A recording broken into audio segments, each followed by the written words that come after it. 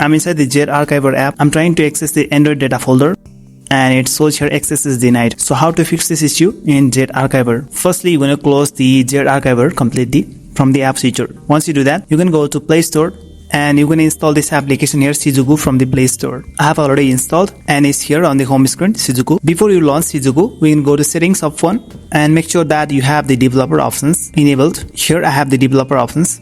Make sure that is turned on inside the settings.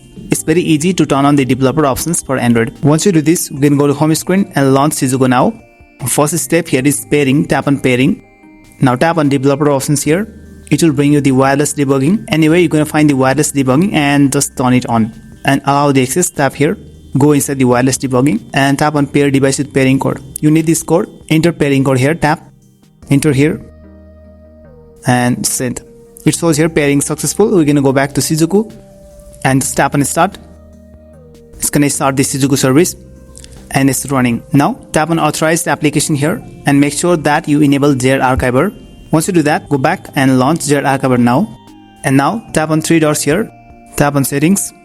Tap on root. Select the type of root access as Shizuku here. Shizuku. Once it's done, enable these two options and also the third one. Go back.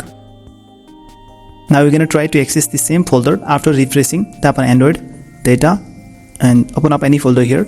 Now we can access the files and folders. Yes. So that's how you can fix the access denied error in ZArchiver. If you like this video, then just give it a thumbs up and make sure that you're subscribed to this channel.